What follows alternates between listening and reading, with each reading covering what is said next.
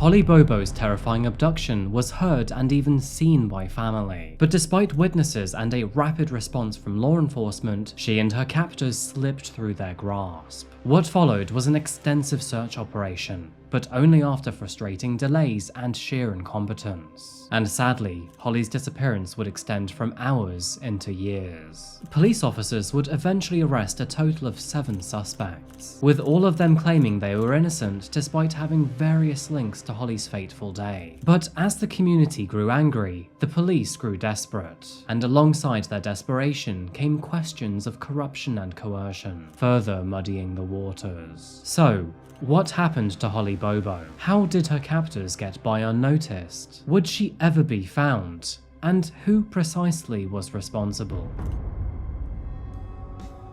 Welcome back to Coffeehouse Crime, folks. My name is Adrian, and today we're looking at the confusing case of Holly Bobo. Now, for all intents and purposes, this case is officially solved and closed, but as you'll come to realize, not all of the details seem to add up. So I'll let you come to your own conclusion. By the way, Coffeehouse Crime is all about true crime, strange and chilling stories, so if you want to see more darkly fascinating content, please consider subscribing. You may have noticed in my recent videos that I have something very big coming up for the channel soon, so if you want to be the first person to find out what it is, please be here next Monday, October the 16th. Or alternatively, sign up at coffeehousecrime.com. And now, with all of that said, please grab yourself a coffee, pull up a seat and get ready for the deep dive. This is the case of Holly Bobo.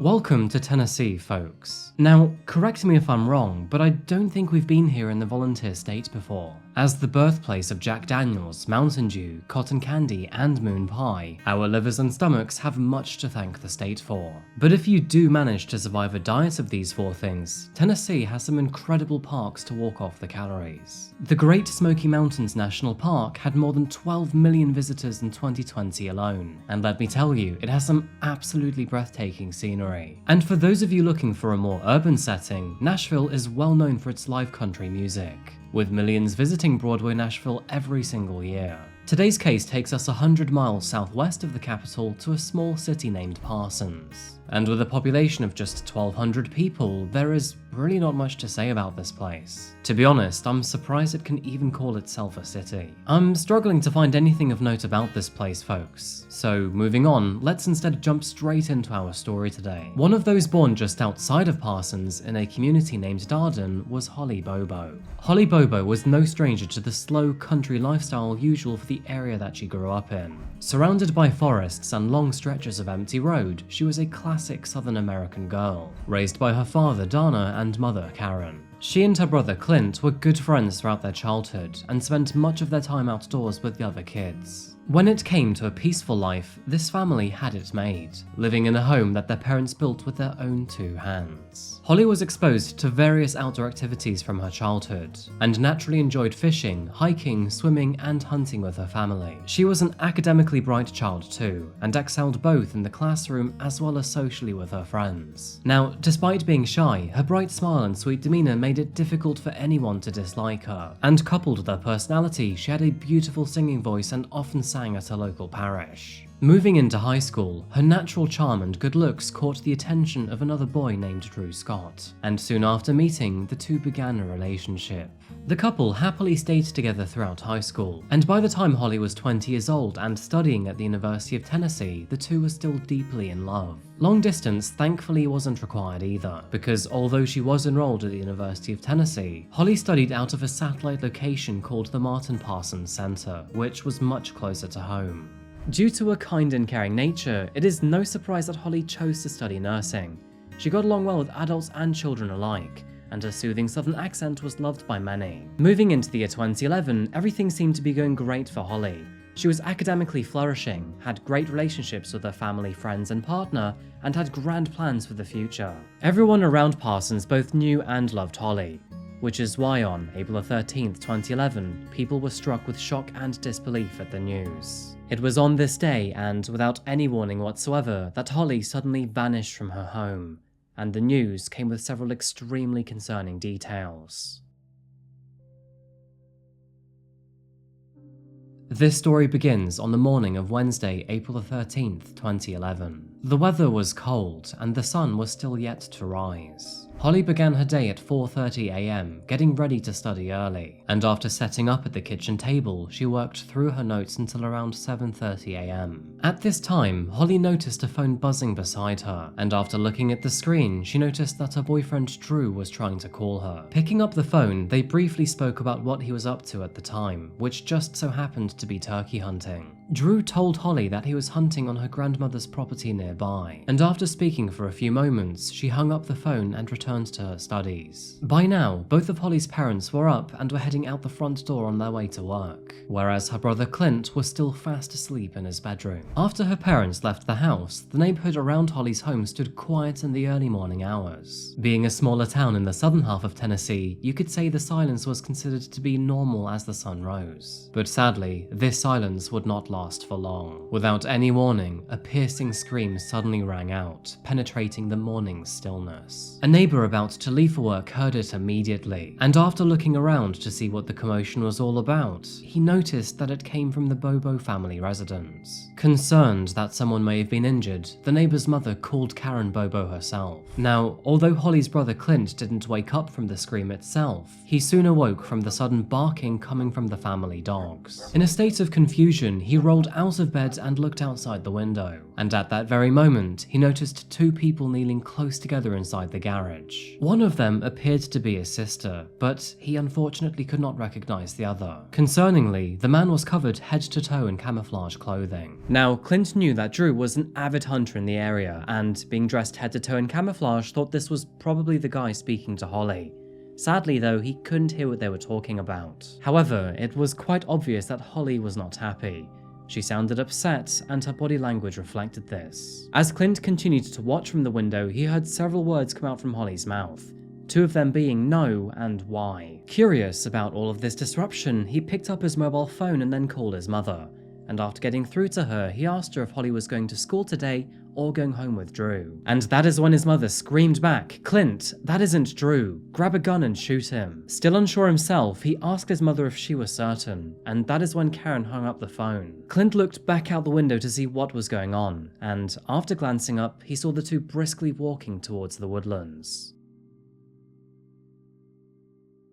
With a much clearer view, Clint now realized that the man escorting his sister was of a much larger frame than Drew, and after realizing the situation may be more dire than he initially thought, he tried to call Holly. Worryingly, this was to no avail whatsoever, and even after trying to call Drew's mobile phone, he too failed to pick up. Simultaneously, Karen, who at this point was in a panic, quickly dialed 911. However, since she was calling from her work location and not her home, she would reach dispatchers from the wrong county, therefore meaning they didn't have any jurisdiction to help with the ongoing situation. Panicking and frustrated beyond belief, Karen called her son Clint again, who fed back by informing her of what he'd just witnessed. Karen quickly told him to get off the phone, call 911 himself, and grab a gun. As soon as the call ended, Clint did exactly as he was told, and after fetching a loaded pistol, he went outside to track the two people down. Investigating the garage yielded some frightening clues though, including bloodstains on the concrete floor. And after realizing this, it was then he pulled out his mobile phone and called the authorities. Just 10 minutes later, police were on scene at the residence, and the investigation of Holly's sudden disappearance commenced. Clint described the man as between 5'10" and 6'0", and weighing around 200 pounds. To add to this, he recalled that the man had long hair, and at least long enough to stick out behind his cap and cover his neck. He also mentioned that the man was wearing camouflage with a mossy oak pattern from head to toe, and the voice sounded deep and low. All of these factors made it clear that Holly's boyfriend, Drew, was not the man who had taken her. And moving forward, data forensics learned that Holly's cell phone had pinged as she moved northwards in the woodland. After a fair distance was covered, it stopped for around 30 minutes. Another tower detected her cell phone moving south in a completely different direction. The very last ping from her cell phone, before it fell silent, remained out in the woods, where it was later located with its SIM card removed.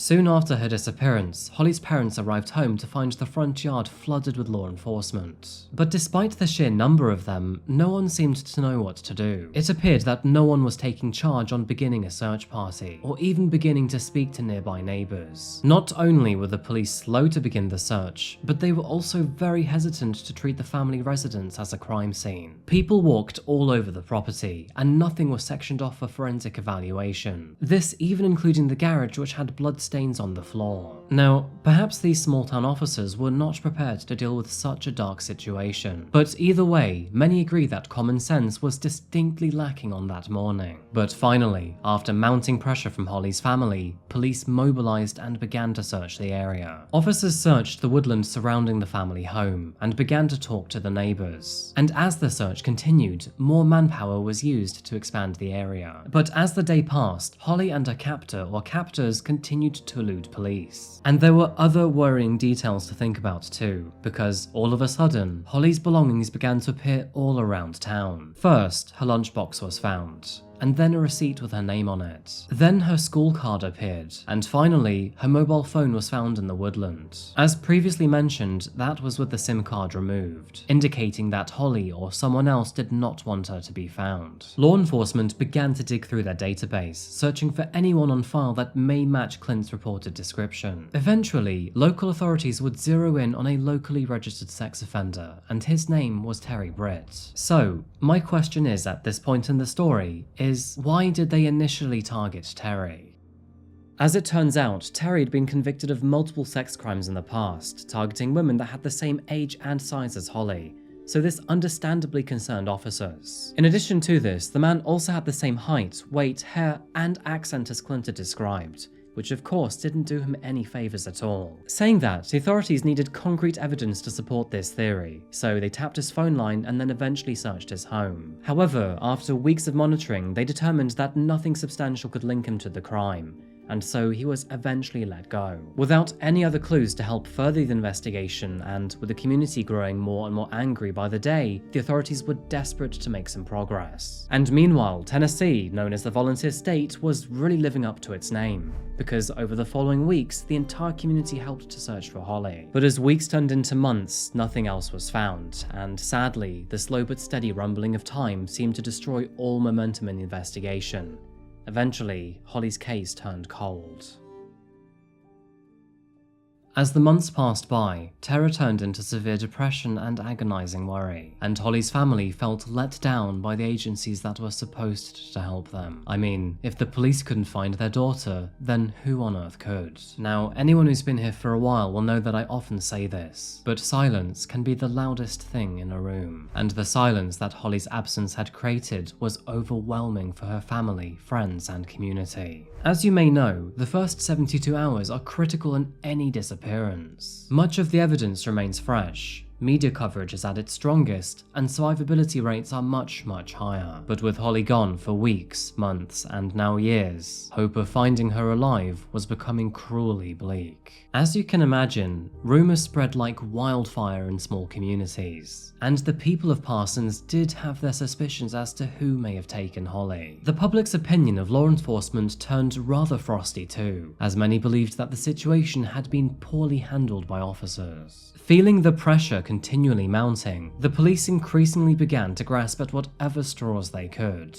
But in March of 2014, which was 3 years after her disappearance, those floodgates would burst wide open, and officers would make the first 3 of their eventual 6 arrests. Although it's unclear why they were initially targeted, Zach Adams, who is a local drifter and drug addict, his brother Dylan, and their friend Jason were the first to be questioned. The investigation initially began with the arrest of Zach's brother Dylan on unrelated weapons charges. And following his arrest, he confessed that not only had he seen Holly after she was abducted, but this sighting was even at his brother's house. Dylan claimed that, all the way back in 2011, on the same day of Holly's abduction, he was on his way to pick up his vehicle at his brother's residence. But upon entering the home, he saw Holly with his brother and their friend Jason in the residence. He noticed that Holly did not appear to be in good shape, was clearly dazed and was displaying obvious signs of physical abuse. To make matters worse, Dylan said that his brother had claimed he'd assaulted Holly and even videotaped it. Though after extensive questioning and a thorough examination of the property, this tape was never actually located.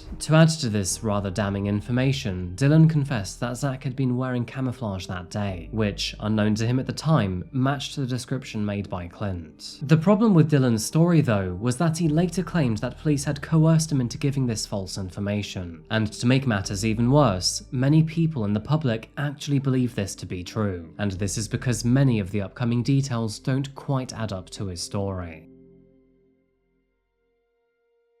What we do know though is, at the time, police were very desperate for leads, and Dylan's confession was more than enough to bring Zach and Jason in for questioning. And soon after this, and thanks to another tipster, 2 additional men were arrested. 2 young men named Jeffrey and Mark Piercy were arrested on charges of accessory after the fact and tampering with evidence. This is because Jeffrey's former roommate, who was the person to make the call to officers, claimed that all the way back in May 2014, he had shown her parts of another video that showed Zach assaulting Holly. The roommate also claimed that, in addition to this, Jeff's brother Mark had been the one to film it. However, sadly, after further questioning and a lengthy search for this video, nothing of value was found. On top of this, Jeffrey and Mark also denied knowing Zach, Dylan or Jason, so the charges were ultimately dropped. So that makes 5 of our 6 suspects. But who exactly was number 6? Well, the final person to be arrested was a man named Shane Austin. Police had learned that Shane was actually in contact with Zach several times on the day of Holly's disappearance, and they now believed that Shane could have helped him if he were responsible. After arresting Shane, detectives offered him complete immunity if he helped find Holly.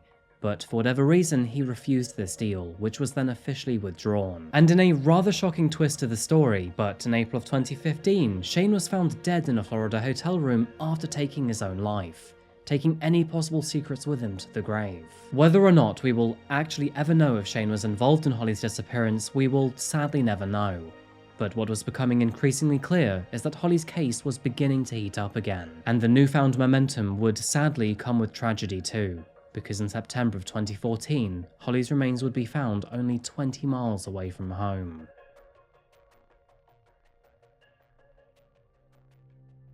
Hunters reported that they had stumbled upon a bucket during their hunt, and curious about what may be underneath, one of those hunters overturned it to make a horrifying discovery. Underneath was a human skull, teeth, several ribs, and a shoulder blade.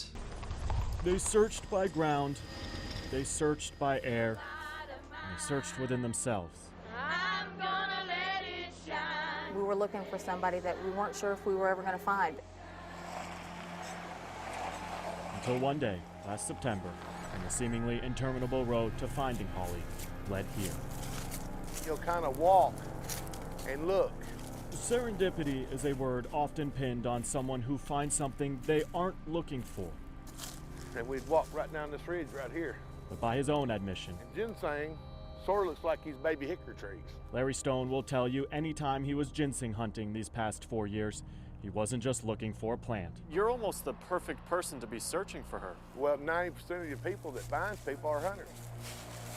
He knew about this spot off County Corner Road because his father poured the concrete for the cell tower 30 years ago. Well, I can show you the exact path I took. Larry was right around here last September when he found a bucket.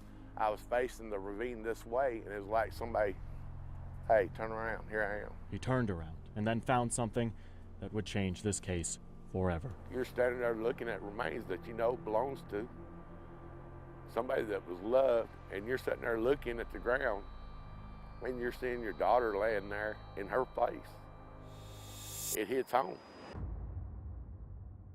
Upon examination, the skull was observed to have a single bullet hole in the back. It seems that the bullet had entered from the rear right side and fractured the left cheekbone upon exit, with a path right through her brain. But despite finding Holly's body, police still could not determine who murdered her or how her body got there. To focus their efforts, detectives targeted Jason, the friend of Zach and Dylan, for any potential information. And in a matter of desperation, they further threatened that if he didn't help them close the case, then he would spend the rest rest of his life behind bars. With Holly's body now discovered, Jason quickly shifted the blame onto Zach, and to no one's surprise, he offered to testify against him in exchange for immunity. First on Fox, breaking news right now in a local missing persons case, which is being followed in Tennessee and all across the nation tonight. A man is charged with the kidnapping and murder of Holly Bobo almost 3 years after the 20-year-old from Decatur County disappeared. Now tonight, Fox 17 has team coverage as Zachary Adams, the suspect, he is now in the Chester County Jail,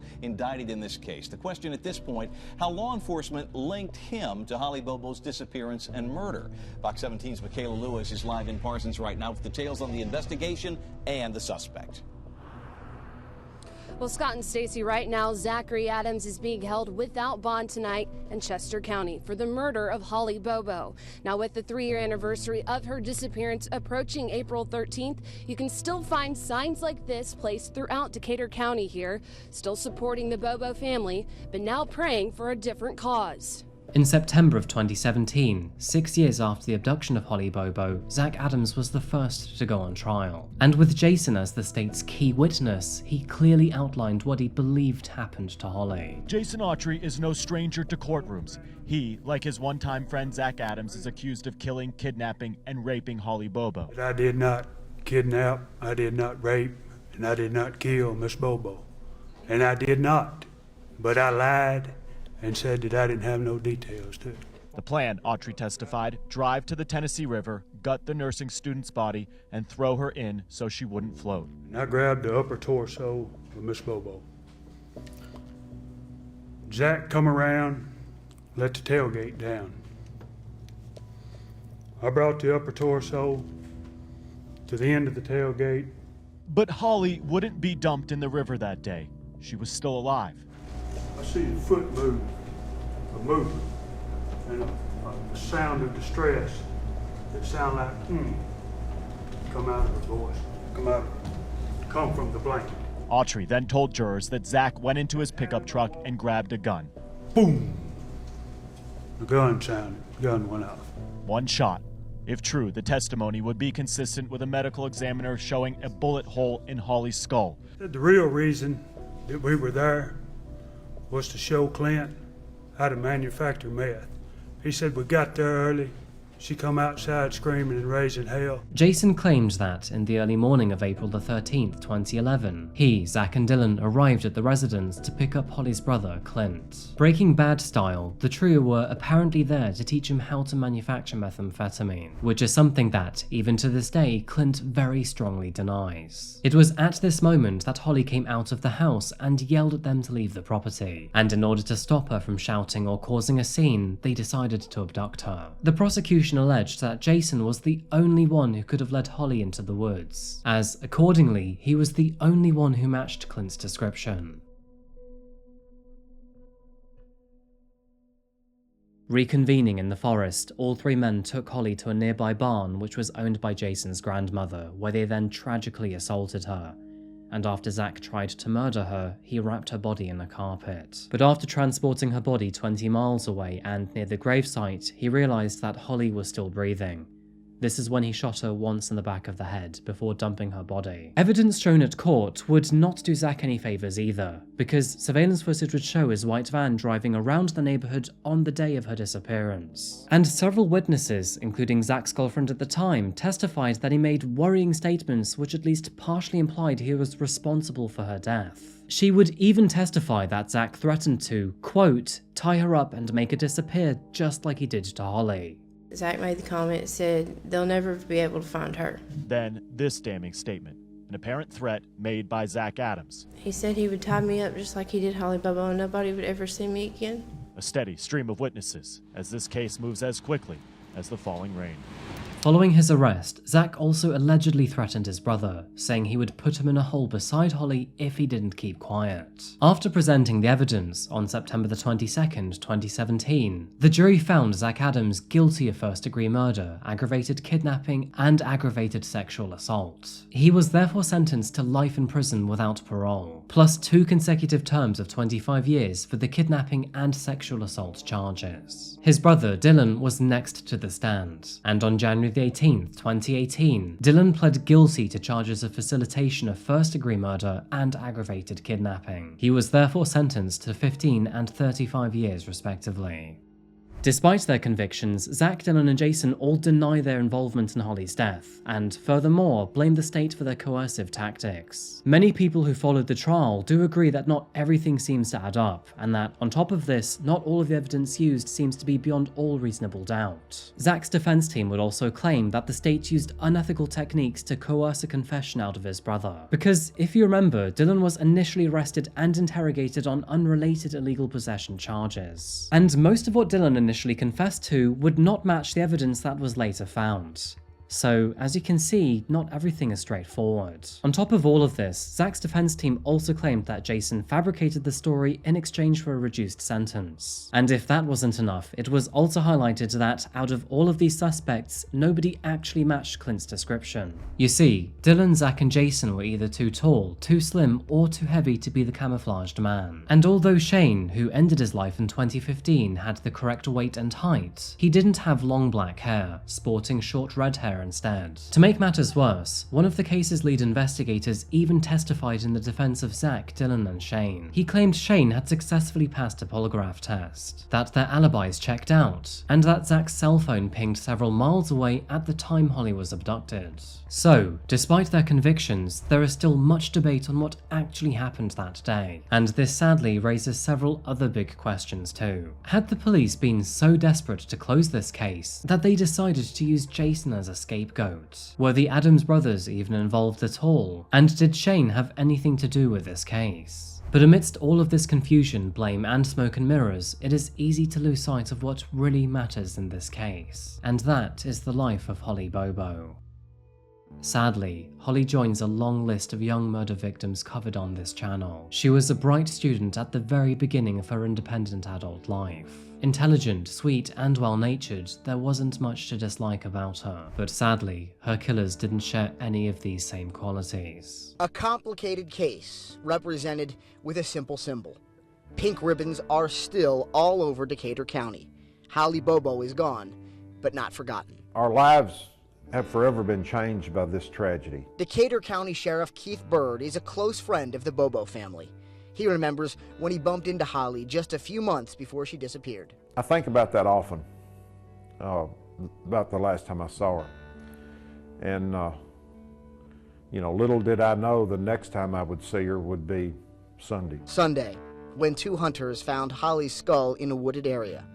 The Bobo's pastor said it was a moment that brought both pain along with something else. This was something of a relief to know that now then the door is open and eventually that this family will have closure. Our prayers are with the family and hoping that they can get through this, but they have the whole community backing them and caring for them, and we're all, Holly was like one of our children, Through a multitude of grave circumstances involving coercion, deceit, and incompetence, no one is entirely certain who is responsible for Holly Bobo's death. All we know is that she leaves a massive hole in the community that dearly loved her, and continue to miss her to this very day. It feels like this is one of those stories where, although it's technically solved and we do have some partial closure, not all of the questions have been answered. And of course, that leaves more pain and frustration for the family. Hopefully in time, we'll get more closure to this story, but thinking about it, that'll only happen with more honesty from those behind bars. Anyway folks, I think that pretty much covers our story today, so thank you so much for being here for another video by Coffeehouse Crime. If you found this case interesting or insightful, then remember to like the video, and if you haven't subscribed yet, then please consider doing so. If you want to follow me on social media or just see more pictures of Nero, then please follow my social media accounts here. And if you'd like to support my channel directly, then please check out my Patreon. And a quick reminder that next Monday on October the 16th, I've got some very big news coming to the channel, so please come back to stay tuned. As always, I post videos every Monday and Thursday, so I'll see you again very soon for another one. Until that moment arrives though, remember to look after yourself, look after each other, and of course stay safe. Thank you, and goodbye.